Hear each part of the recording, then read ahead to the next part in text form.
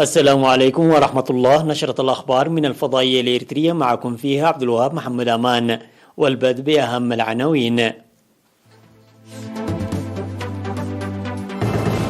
إصابة مواطن واحد بفيروس كورونا اليوم. مراسم استقبال المنتخب الوطني للدراجات الهوائية.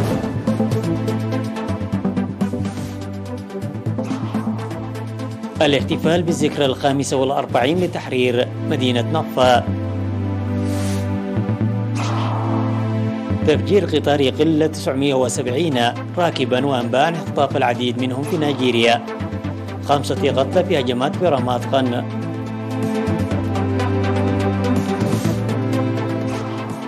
رئيس بيرو ينجو من محاولة ثانية لعزله منذ توليه السلطة. أهلا بكم. أكدت الفحوصات المخبرية التي أجرت اليوم في مركز الفحص بالإقليم الجنوبي إصابة مواطن واحد بفيروس كورونا من منطقة أنغالا، وبهذا بلغ عدد المصابين بفيروس كورونا حتى اليوم 9728، شفي منهم 9620، وتوفي 103 مريض، و5 مصابين لا زالوا يتلقون العلاج في المستشفى. وزارة الصحة 30 من مارس لعام 2022.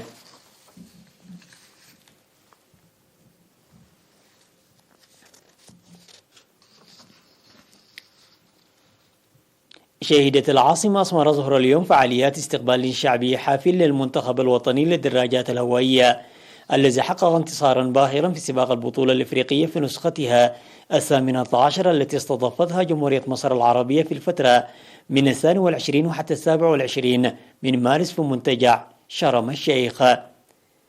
وألقى سفير زمن التخليف في مراسم الاستقبال التي بدأت في مطار أسمر الدولي كلمة الشكر باسم حكومة وشعب إريتريا للمتسابقين، وقدم لهم باقات ورود التهنئة.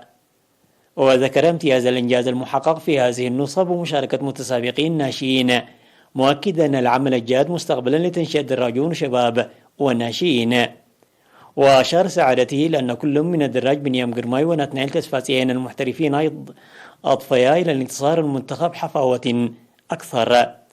وقال كل من المدرب سامسون سلومون ويناس زكرياس إن تحقيق الدراجين الإريتريين انتصارا باهرا في سباق كان مليء بالسهولة يميز انتصار هذا العام عن الأعوام الماضية، مشيدين بتطبيق الدراجين التعليمات جيدا والتنسيق الجيد الذي يبدوه. من جهته قال الدراج بنيام قرماي الذي حقق انتصارا باهرا في إسبانيا وبلجيكا وحصل على 526 نقطة محتلا المركز السادس على المستوى العالمي، إن تحقيق حلم 3 سنوات خلال 3 أشهر ساهم في رفع معنوياته للمشاركة في طواف المضامير المقبلة. وعرب الفائز بطواف رواندا لعام 2022 الدراج ناتنائيل تسفاسيين عن فخره لتحقيق هذا الإنجاز، متجاوزا الإصابة التي تعرض لها العام الماضي. هذا وحصد المنتخب الوطني المشارك في البطولة الإفريقية 18 للدراجات الهوائية 7 ذهبيات و6 فضيات وبرونزيتين.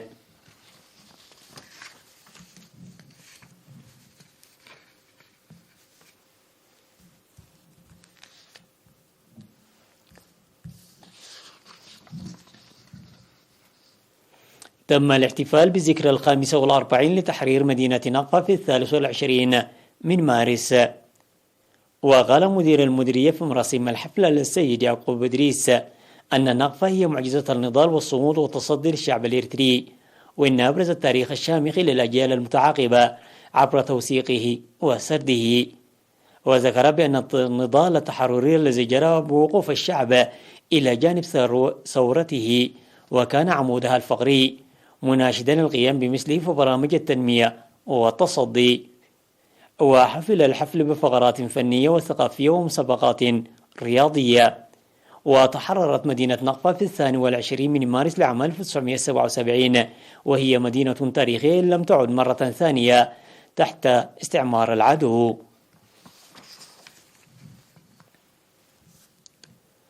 قام سكان منطقة حينباب في مديرية عد قيح بالإقليم الجنوبي تنظيم أنشطة نفير واسعة للحفاظ على التربة والمياه.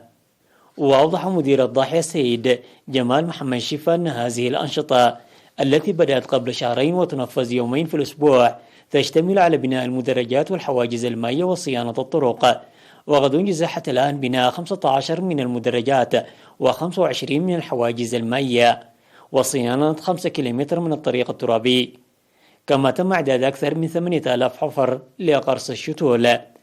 وأكد السكان مواصلة أعمال حفظ المياه والتربة حتى بدء موسم الخريف، مدركين أهميته الكبيرة.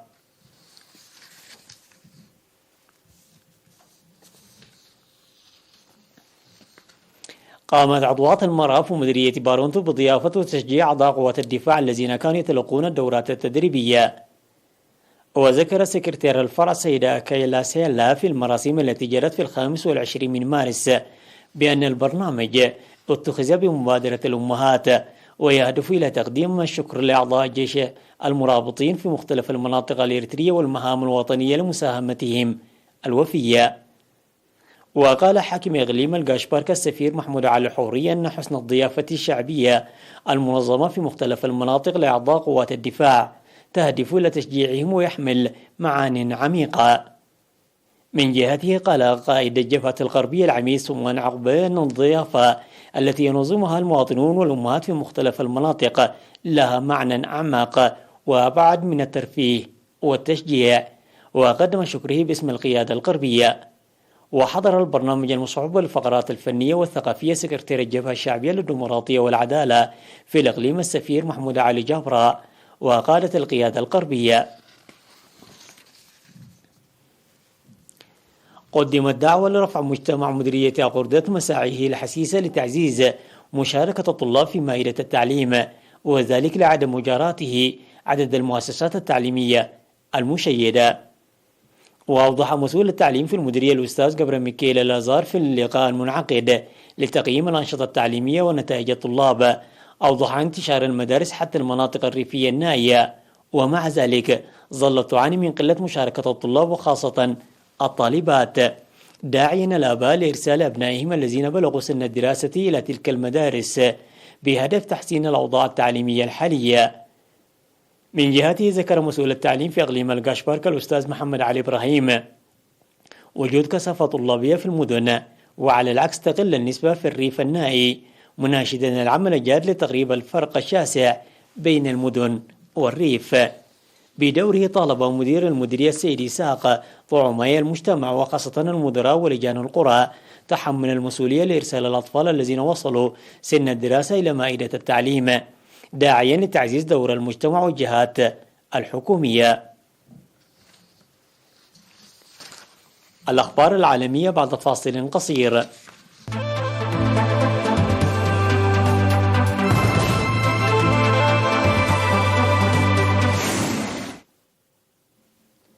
بعد 48 ساعة من مهاجمة مطار كادونا، صعد المسلحون في نيجيريا هجماتهم بتفجير مطار أبوجا كادونا كان على متنه نحو قطار أبوجا كادونا كان على متنه نحو 970 راكبا. ولا زالت التقارير عن الضحايا لا تزال غير دقيقة، إلا أن التفاصيل غير مؤكدة أدعت إن العديد من الركاب قد اختطفوا، بينما أطلق المسلحون النار على الحشرات أثناء اقتحام القطار. وزار والي ولاية كادونا على الفور موقع الهجوم الليلة الماضية برفقة بعض القوات للحصول على معلومات مباشرة عن الوضع. وقالت حكومة ولاية كادونا بنيجيريا إن من اشتبه بكونهم قطاع طرق هاجموا قطار الركاب كان قادما من كادونا بشمال البلاد من العاصمة أبوجا، بعد أن نصبوا كمينا له وقاموا بتفجيره. وقال متحدث باسم حكومة ولاية كادونا أن الجيش قام بتأمين القطار القادم إلى كادونا من أبوجا الذي استهدفه الإرهابيون، وتم نقل المصابين إلى مستشفيات لتلقي الرعاية الطبية العاجلة. ولم تعلن أي جماعة مسؤوليتها عن الهجوم، كما لم يتأكد وقوع خسائر بشرية. وهذا هو ثاني هجوم منذ أكتوبر على قطار في نيجيريا التي تواجه تمردا من جماعات متطرفة وقطاع طرق مسلحين خطفوا المئات من الطلبة والمسافرين والقرويين للحصول على فدية. قتل 5 أشخاص في هجمات بالأسلحة النارية في موقعين مختلفين بالقرب من مدينة تل أبيب، وفق ما أفادت خدمات الإسعاف الإسرائيلية، في هجوم هو الثالث خلال أسبوع. ويرتفع عدد القتلى خلال أسبوع إلى 11، وقد تبنى تنظيم الدولة الإسلامية 2 من تلك الهجمات. وأكدت الشرطة أن عناصرها قتلوا المهاجم الذي لم تعلن هويته على الفور، لكن وسائل إعلام محلية ذكرت أنه يدعى الضياء حماراش 27 عاما من بلدة عبود في مدينة جنين شمال الضفة الغربية المحتلة، وهو أسير سابق في السجون الإسرائيلية. ووقعت الهجمات في مدينة بني بارك القريبة من تل أبيب، وفي بلدة رامات خان المجاورة، وأسفرت كذلك عن إصابة عدد من الأشخاص بجروح. تجنب رئيس بيرو بيدرو كاستيلو مساءلة الكونغرس الذي تهيمن عليه المعارضة لينهي المحاولة الثانية لعزله منذ توليه السلطة قبل 8 أشهر. وبعد مناقشة برلمانية استمرت أكثر من 8 ساعات، صوت 55 مشرعا لصالح عزل كاستيلو، وصوت 54 ضده، وامتنع 19 عن التصويت. وكانت هنالك حاجة إلى 87 صوتا لعزل الرئيس بيدرو الذي اتهمته المعارضة بالفساد والعجز الأخلاقي. وواجه كاستيلو محاولة عزل مماثلة في ديسمبر، وتعرض لانتقادات من المعارضة وبعض وسائل الإعلام البيروفية منذ ذلك الحين. التقطت الأقمار الصناعية التابعة لوكالة ناسا صورا لانهيار الجريف الجليدي بالقرب من جزيرة بومان، وهي المرة الأولى في تاريخ البشرية التي تشهد فيها المنطقة المتجمدة انهيارا لجرف جليدي. وانهار الجرف في بداية موجة دافئة قريبة الأسبوع الماضي، عندما ارتفعت درجات الحرارة أكثر من 40 درجة مئوية مقارنة بالمتوسط المعتاد في بعض مناطق شرق القارة القطبية الجنوبية. ولطالما أظهرت صور الأقمار الصناعية خلال العامين الماضيين أن المنطقة كانت تتغلص بسرعة.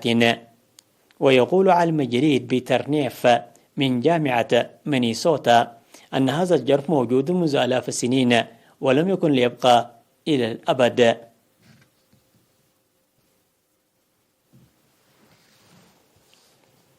تذكير بأهم العناوين: إصابة مواطن واحد بفيروس كورونا اليوم. مراسيم استقبال المنتخب الوطني للدراجات الهوائية.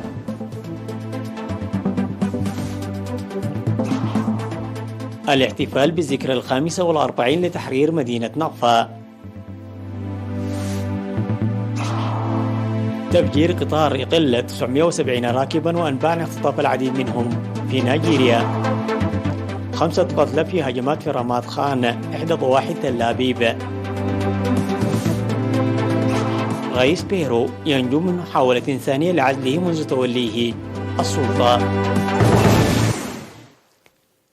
انتهت النشرة، إلى اللقاء.